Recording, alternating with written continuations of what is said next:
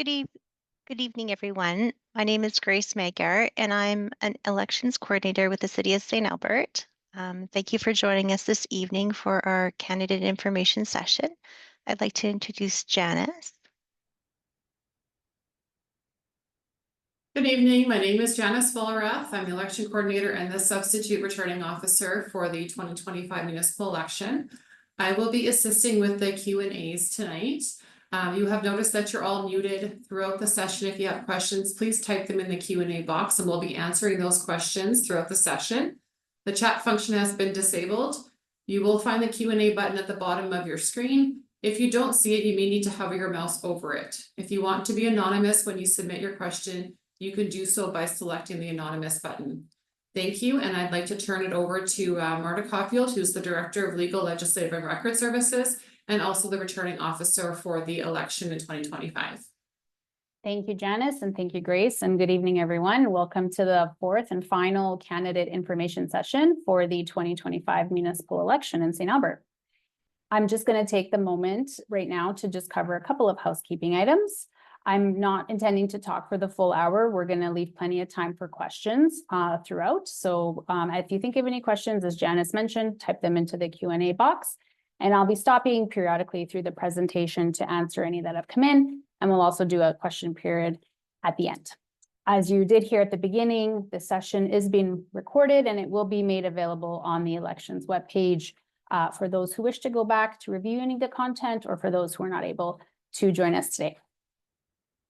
If you have any questions that you think of after this information session, please send them into the election office email address, which is election@stalbert.ca, and we'll ensure to get back to you as soon as we can.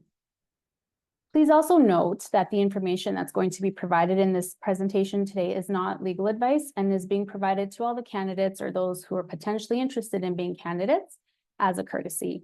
It is all candidates' responsibility to make sure that they meet the legislative requirements and deadlines. So if you have any questions for our election team that we're not able to answer, or if you require any further guidance than we are able to provide, please consider seeking independent legal advice or contacting Municipal Affairs for more information.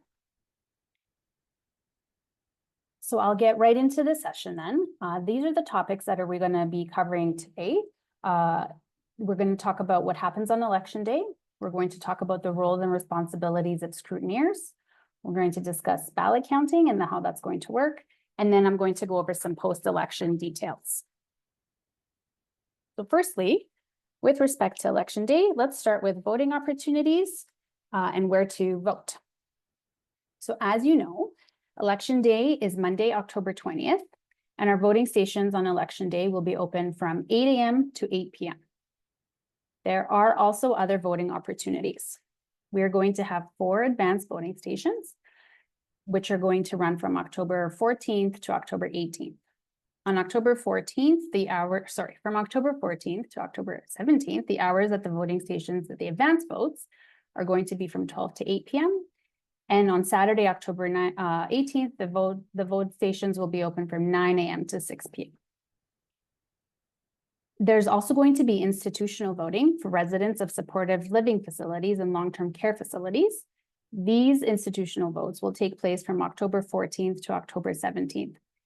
This gives residents of those facilities convenient access to the voting process, particularly those residents with limited mobility. Only residents of the facilities are permitted to vote there. There's no access given to members of the families of the residents or to the general public. Finally, the City of St. Albert is also offering special or mail-in ballots to residents whose names are contained on the permanent electors register and who are unable to vote at a voting station on election day or during the advance vote. Applications for special ballots opened on August 1st, and they will close on October 14th at 4:30 p.m. Special ballot packages will be either mailed out or picked up by residents and must be returned to the returning officer by 7 p.m. on election day, which is October 20th. In terms of where to vote, we're doing something new in 2025. The last election, voters were assigned a specific voting station based on where they lived. This year in 2025, the City of St. Albert is introducing Vote Anywhere, which makes it easier than ever to cast your ballot. Voters can now choose the most convenient voting date and location for them. I'm going to flip to the next slide and show you where to vote. So as mentioned previously, there are 4 advanced voting stations running from October 14th to October 18th. The 4 locations are Holiday Inn Express by St. Albert Dodge, St. Albert Center, St. Albert Community Hall, and the St. Albert Inn. On election day, the voting stations are located at St. Albert Alliance Church, Red Willow Place, Kinsman Club, St. Albert Inn, and Service Place.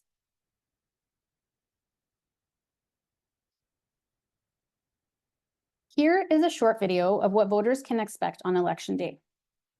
For your information, the video has been posted to the city's website and is available for viewing. And just a minor note, I think there is a little technicality. We'll have to run the video twice. We'll have to start it twice, but it will run all the way through and it will just show you what voters can expect. How do I vote? What's new for voters?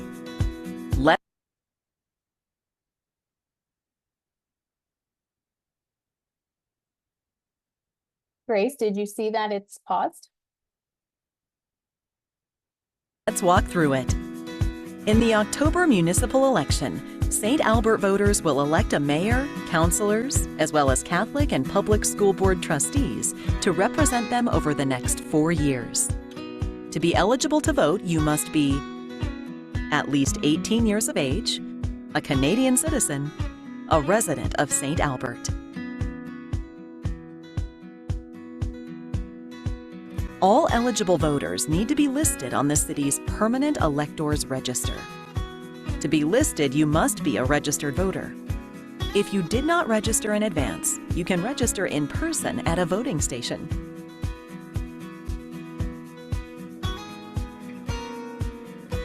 St. Albert voters can choose any voting station to vote. Advance voting is October 14th to 18th, and Election Day is October 20th. For all voting station hours and locations, visit stalbert.ca/election. When arriving at a voting station, you'll be greeted by an election worker who will ask if you have the accepted ID required to vote. Common types of valid ID include driver's license, mail with name and current address, or Alberta ID card. For all acceptable forms of identification, visit stalbert.ca/election. Next, you'll need to confirm your voter eligibility, registration, and verify your ID. Once verified, you will receive your ballots. Now you are ready to vote. After receiving your ballots, you can head to the next available voting booth. Read each ballot carefully and check how many candidates you can vote for in each race. Some ballots will allow you to select more than one candidate. Mark an X next to each of your chosen candidates to vote. After marking your ballots, refold each ballot separately to maintain the secrecy of your vote. Bring your ballots to the ballot boxes. There, an election worker will assist you in placing your ballots inside the box. Congratulations! You have voted. After voting stations close, election workers will begin the manual ballot count. Election results will be announced once the full count is complete. Official results will be released by the end of the week on stalbert.ca. Shape St. Albert's future. Vote this fall. For more information about the election, visit stalbert.ca/election.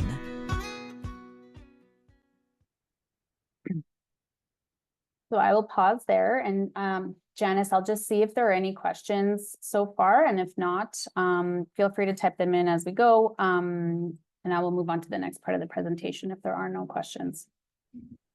No questions right now. Okay, thanks.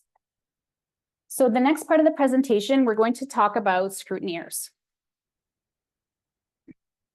I'm going to go over the difference between a candidate's official agent and their scrutineer before I move to discussing their presence in voting stations on election day and during the advance vote. An official agent is a person who is appointed by a candidate to perform duties assigned by the candidate to the agent, and this must be noted on the candidate's nomination form on the candidate's acceptance page. The agent's duties are as assigned to them by the candidate during the campaign period. A scrutineer, on the other hand, is a position only active during the voting process, at the advance vote stations and on election day in the voting stations on election day. And they're appointed by the candidate to observe the conduct of the vote at each voting station, or to observe the ballot count and to help maintain the election integrity of the overall process. Rules for candidates, official agents, and scrutineers at voting stations and accounting centers are defined in the Local Authorities Election Act, and you can see the sections listed there where the rules pertaining to scrutineers are located.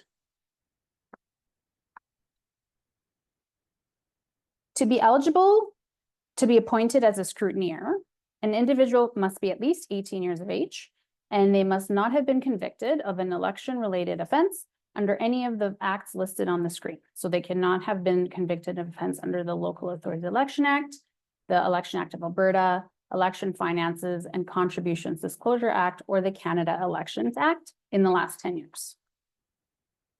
These requirements are in place to help ensure that people who are selected to be scrutineers are responsible individuals who can be trusted to observe and report on the electoral process.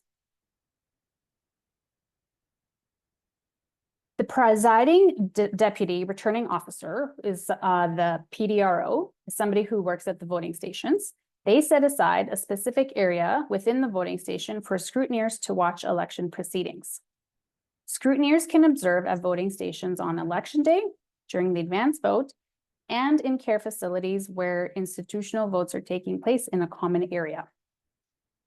Scrutineers are also permitted at counting centers and at locations that are identified for recounts if those are required or occur. Scrutineers are appointed by a candidate, and they must present this in a form of written undertaking or letter signed by the candidate. This letter of undertaking must be presented to the PDRO by the scrutineer every time they enter a voting station.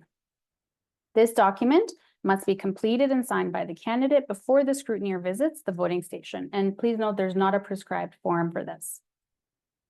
Candidates should use a separate document or form for each scrutineer that they're appointing, and they must list all the voting stations that the scrutineer will attend during voting hours. A scrutineer keeps that signed document or form with them and shows it to the PDRO at each voting station that they visit. When entering a voting station, a scrutineer must show their form of written undertaking, which was mentioned previously, to the PDRO. The scrutineers will then be asked by the PDRO to make a verbal statement or complete an oath and complete the statement of scrutineer, which is the form you see on the screen there. If a scrutineer leaves a voting station and returns to the same one, they must show the document and form again, but they don't have to repeat the statement or the oath again. The PDRO will keep the signed statement of scrutineer, and the scrutineer will complete this process at every location that they visit. Next, I'm going to go over the general rules for scrutineers. So a candidate or official agent may be a scrutineer. A candidate, official agent, and a scrutineer cannot be in the same voting station at the same time. Scrutineers will be given an identification badge, which they must wear while in the voting station, and then they must return it before leaving the voting station. Scrutineers can leave and return to a voting station during voting hours. Scrutineers can be assigned to more than one voting station. In order to observe the ballot count, a scrutineer must be inside the voting station before it closes and before the ballot count starts, and they cannot leave and return while the count is in progress. Next, I'll go over what the responsibilities and roles of scrutineers are, so what they are allowed to do. So before a voting station opens, a scrutineer may be permitted to enter 15 minutes early. They are able to view the ballot boxes to ensure that they're empty before they are sealed. They can observe the activities in the voting station during voting hours. And they may ask to see the names and addresses of electors who've requested a special mail-in ballot. However, please note that photos and copies of the list and the names of those folks are not permitted. After a voting station closes, a scrutineer may watch the counting of the ballots at each table. They may make an objection to how any ballot is being counted. The objection will be recorded and noted on a form. A scrutineer cannot do any of the following. They cannot take a photo or make a copy of the permanent elector register. They cannot interfere with the voting process. They cannot object to a person voting. They cannot prevent an elector from voting. They cannot view an elector marking their ballot. They cannot assist an elector to mark a ballot. An election worker can assist an elector, and election workers are sworn to secrecy. Scrutineers cannot campaign inside or outside the voting station, including in the parking lot.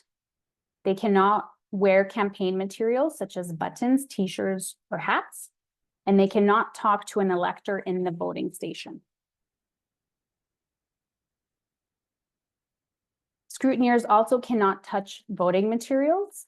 They cannot vouch for a person at the voting station. They cannot participate in the counting of the ballots, and they cannot take phone calls inside the voting station. Any exchange of information between a scrutineer and a candidate or the scrutineer and an official agent must take place outside of the voting station. And please note that to protect the privacy of voters' personal information and the secrecy of everyone's vote, photos and videos are not permitted in the voting stations at any time. I'm going to pause here and see if there are any questions. And if not, I'll just continue. We'll get to the ballot counting next. No questions. Okay, I'll keep going. Thank you. Sorry, Marta, there is a question now. Okay. So there's no phone calls. How about text messages? That's a good question. I think we probably have to decide this and make sure that it's in the brochure that we will be distributing to scrutineers. Janice, do you know offhand, have you talked about this yet, or do we need to decide and get back to everybody what the answer to this is? Make a decision and get back to you. That is a good question. It is something we will just take back and make sure that we have that in our information brochure and also on our website. So thanks for the question. Yeah, we appreciate that. We'll get back to you on that. Okay, so the next part of the presentation is related to ballot counting and the post-election matters. So to begin with, I wanted to explain what an at-large municipality is. So in St. Albert, elected officials are chosen by all eligible voters in the municipality rather than by voters within specific geographic wards. So we don't have wards in St. Albert. This means that we are an at-large municipality, and that means our election is based on a municipal-wide vote where all voters can cast a ballot for any of the candidates who are running for any of the positions. And this is important because it impacts the count, which is just why we're kind of outlining it at the beginning here. There is only one role to fill for the city's chief elected official position, which is also known as the mayor position. And those ballots can be sorted by selected candidates. There are 6 positions to be filled for the position of city councillor. And there are 5 positions to be filled for each of the school board trustees. So for each of the school boards, there are 5 positions to be filled. Since there are more than one office to fill for the councillor and school board ballots, those ballots cannot be counted in the same manner as the mayor ballots. So they will be requiring different counting methods. Those multi-candidate ballots will be counted at a much slower rate than those for the mayor ballot.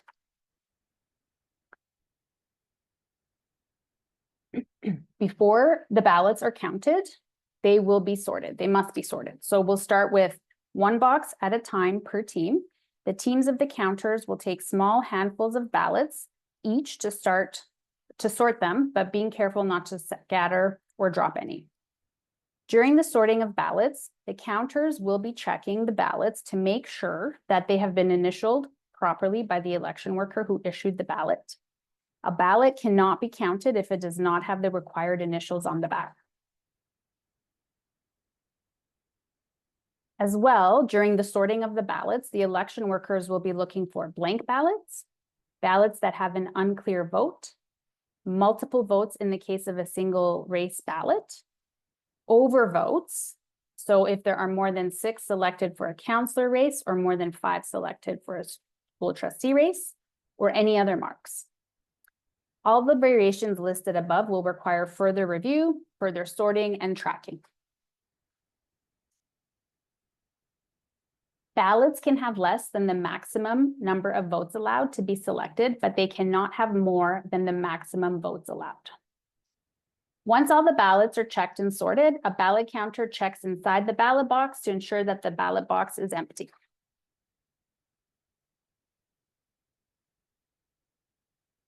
So now I'm going to start explaining the two different counting methods that we will be using to count the ballots. So the first method is called the sort and count counting method, and it is used for the single candidate race, which is for the mayor's race. So these ballots are sorted by candidate's name, and they're selected by placing all of the ballots in corresponding candidate piles. Each counter will take a pile to count and count the ballots into pens, which makes counting large numbers of ballots more manageable. When the counter totals the ballots for each candidate, they record the totals on worksheets, and the totals are counted again by the other counter at the table. Ballots are counted as many times as required to ensure that the totals match. These steps are repeated until the ballots for all candidates have been counted and the box is empty. The box of counted ballots is then given to a supervisor for review and further reporting. We have a short video here that shows and explains this method of counting in more detail. Hello, welcome to the City of St. Albert manual ballot counting video. This video is a demonstration of how we are counting our single vacancy election race, which is the mayor. Hello, welcome to the City of St. Albert manual ballot counting video. This video is a demonstration of Sorry, I think we're having technical issues. We're going to try that one more time. how we are counting our single vacancy election race, which is the mayor race ballots. This method is called sort and count. Before ballots can be counted, they must be sorted. Teams of 2 will share 1 votes per candidate worksheet per ballot box, and will count the totals of votes cast for each candidate 1 box at a time. Starting with 1 box, teams of 2 counters will take a small handful of ballots each to sort, being careful not to scatter or drop any. Counters should be checking the ballots for the required election worker initials during the sorting process. These initials confirm that the ballot has been issued by an election worker. Ballots without initials on the back cannot be counted. The sorting of the ballots also requires election workers to look for blank ballots.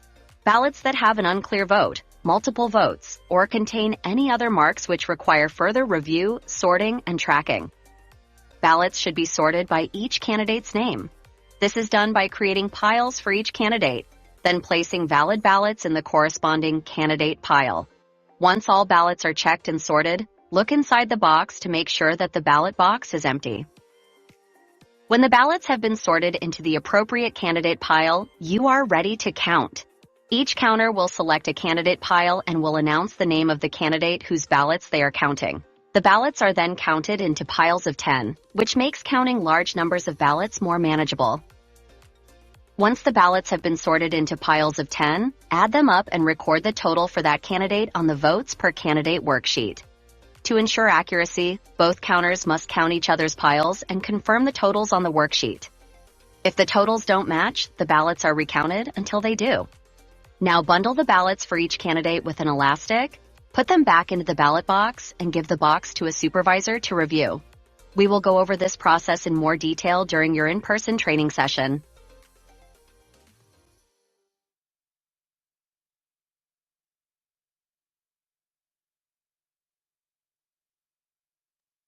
So next I will go into discussing the second counting method, which is called the kangaroo board counting method. And this method is used to count the multiple candidate races, so the councillor races and the school board trustee races. So starting with one box, a team of two will work together on a reusable lightweight board and can start assembling the board. A colored summary sheet is placed on the far right-hand side of the board in a plastic sleeve. This sleeve will total up the votes cast per candidate for up to 25 ballots. The ballot counters will place up to 25 ballots into the plastic pouch starting at the right-hand corner, overlapping on the summary sheet, keeping only the total boxes of the ballots and the summary sheet visible, moving from right to left until all 25 ballots have been placed in the plastic sleeve. The plastic sleeve has weight to it and it creates static, which keeps the ballots in place to count. And if you can't visualize this, it's okay. We do have a video after I explain this a little bit, which shows everything much more clearly than the explanation sounds right now. Once all 25 ballots are in the sleeve, only the marked candidate selections are visible and the counters can start counting the votes cast. Both counters are counting simultaneously so that verification is done at the time of counting rather than separately. This is so errors can be caught in action and counted again on the spot if needed. The counter marks the summary sheet with the total amount of votes for each candidate, and the other counter will confirm the total with a check mark at the same time. Ballots are counted as many times as required to ensure that the totals match. These steps are repeated until the ballots for all candidates have been counted and the box is empty.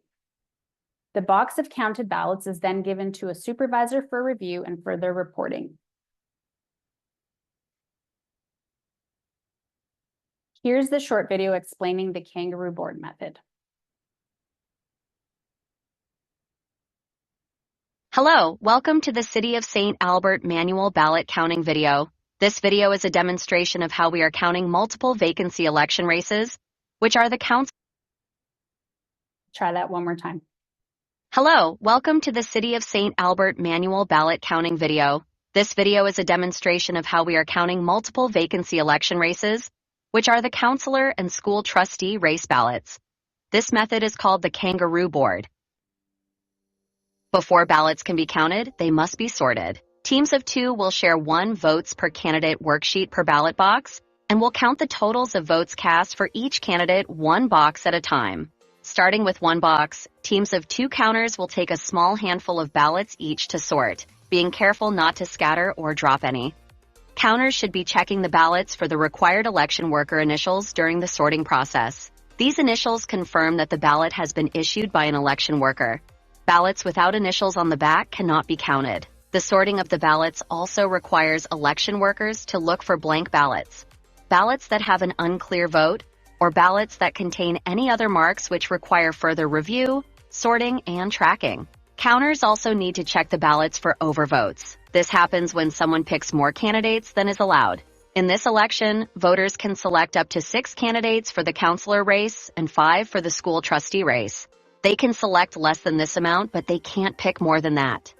Once all ballots are checked and sorted, check inside the ballot box to ensure that it's empty.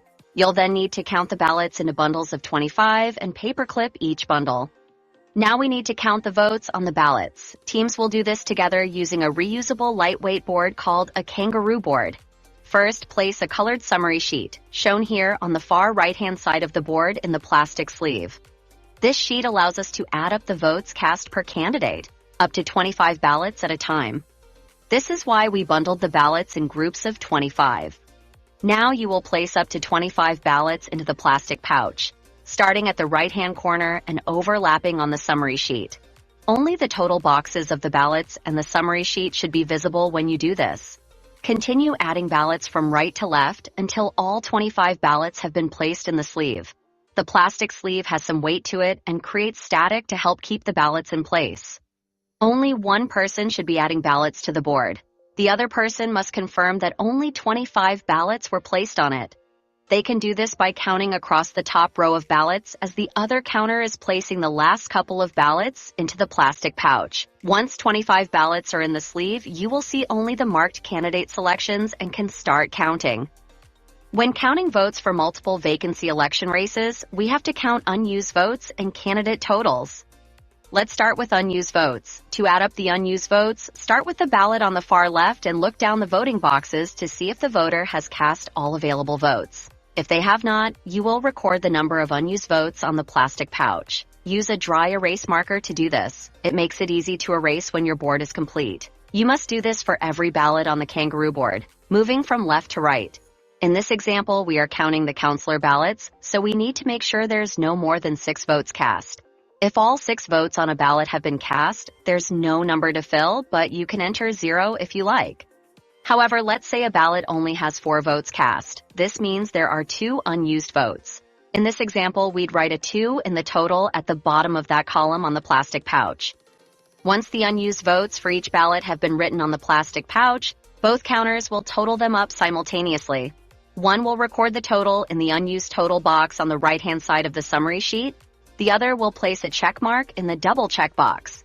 Having both counters add up the total amount of unused votes at the same time allows us to catch errors as they happen. If the totals for each counter are different, then you'll both need to add up the total amount of unused votes again until you come to the same total. Next, both counters need to count the number of votes cast for each candidate simultaneously by counting across the kangaroo board from left to right. Watch where you place your hands during this step so that the other counter has a good view of the board. One counter will enter the total amount of votes for the candidate in the initial count box, and the other counter will confirm that total by placing a check mark in the double check box. When all the votes for each candidate have been counted, add up all the total boxes and enter this amount in the grand total box at the top right-hand side of the summary sheet. Make sure to include the unused votes total amount too. To ensure that all votes, including unused votes, have been accounted for, multiply the number of ballots on your kangaroo board by the maximum number of votes per ballot. This will give you the highest possible number of votes on your board, which should be equal to your grand total. Let's look at an example. Say there are 25 ballots on your kangaroo board and each ballot can have up to 6 votes. Multiplying these numbers together will give you a value of 150, the highest possible number of votes on your board. If this number is equal to the grand total on your summary sheet, then you've totaled the votes correctly. If they don't match, then you'll need to count the votes again until they do. Once you've confirmed the grand total of votes is equal to the highest possible number of votes, you can fill out the box number and summary sheet number fields on the summary sheet. Next, erase the unused vote totals on the plastic sheet. Bundle the ballots with the summary sheet using a paper clip or elastic band, then give it to the supervisor assigned to your table. We will go over this process in more detail during your in-person training session, including how ballots are sorted and interpreted prior to the count.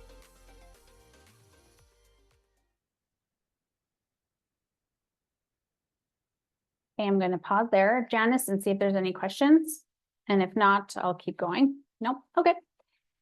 So these are the ballots. The one ballot will be provided to each voter for each race for mayor and for councillor positions. And voters can also select they can request to receive one of the school trustee ballots. So a voter could be issued up to 3 ballots total, or more if a question is added to the ballot by the provincial government or municipal council, although we don't expect that at this time.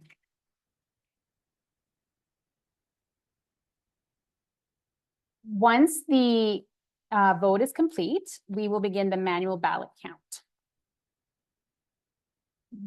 How long will this take? That's the question everyone is asking. So how this will work is once the voting stations close, which is after everyone who was lined up at 8 p.m. has had a chance to vote, the election workers will begin the manual ballot count.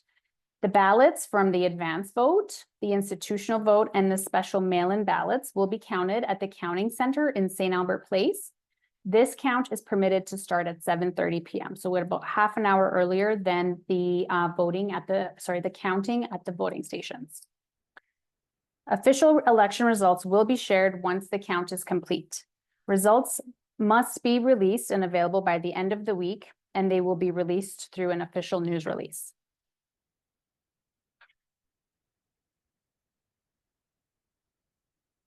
After the count is complete and after the election is concluded, there are a few ways that a recount may potentially occur at the end of the process. So in accordance with Section 98 of the Local Authorities Election Act, the returning officer may make a recount of the vote cast at one or more voting stations if any of the following apply.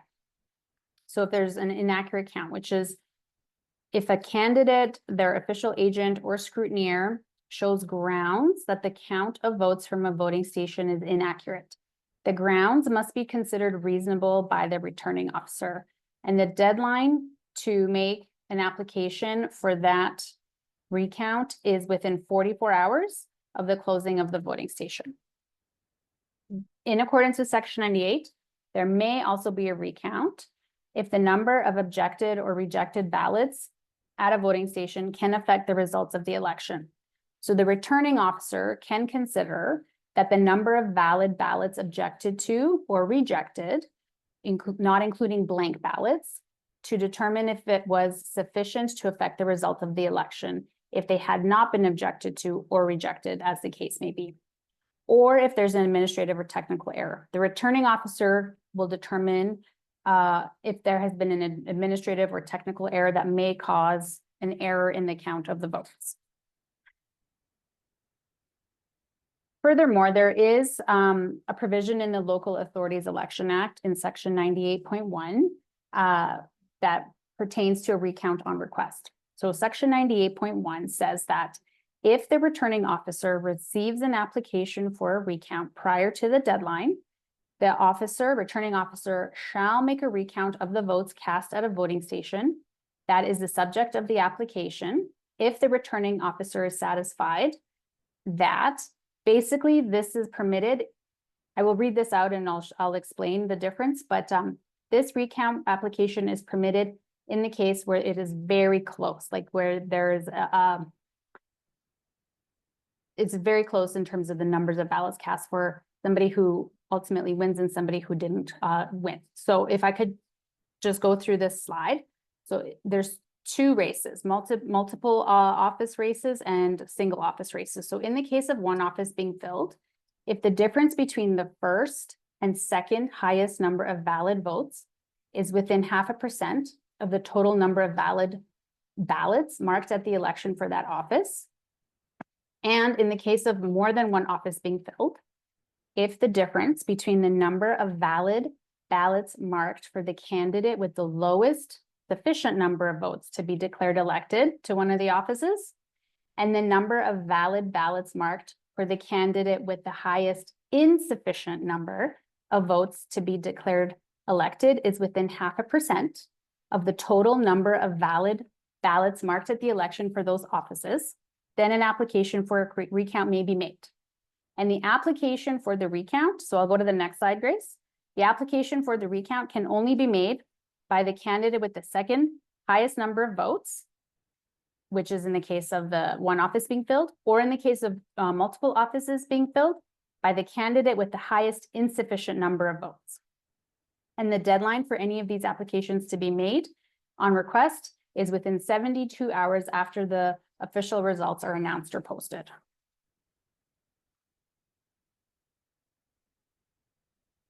With respect to recounts, just a little bit of additional information. So in the event of a recount, affected candidates must receive a 12-hour notice from the returning officer. So candidates need to ensure that they have provided accurate contact information to the election office so that we're able to contact you in the event that we need to. The date, time, and location of a recount is determined by the returning officer, and affected candidates will be notified in advance and have the option to observe the recount process. Candidates, their official agent, or scrutineers are encouraged to be present during a recount. The recount procedures are going to be the same as for those used on election day. And furthermore, just step back one slide, electors can apply for a judicial recount under sections 103 to 115 of the Local Authorities Election Act it may be worth a look to see the circumstances under which a judicial recount could be applied for. And you may be interested in seeking independent legal advice if a judicial recount is being considered. So after the election, there's some key dates I wanted to point out before we wrap up. So from October 24th to October 31st, and from November 21st to November 28th, there is mandatory new councillor orientation. On November 3rd is the inaugural meeting of council and the organizational meeting.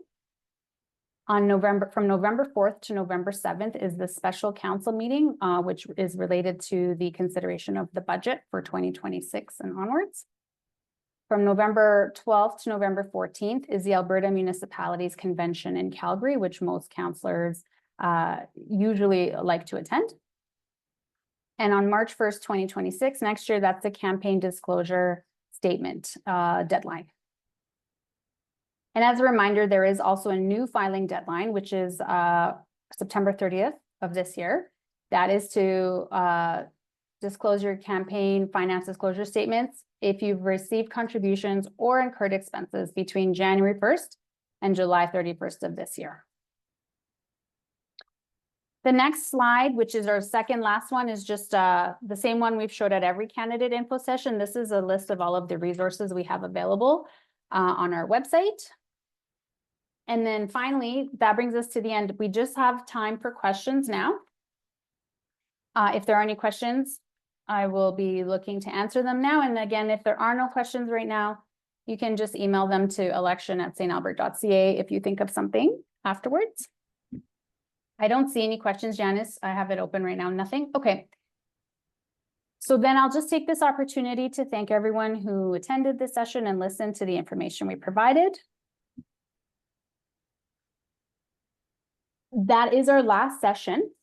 So we will have no further sessions. We will be posting this recording with the other previous recordings from the previous candidate information sessions on our website. I'll pause there. Still no questions. Okay, so I'll thank you all for coming and have a great evening. Thank you.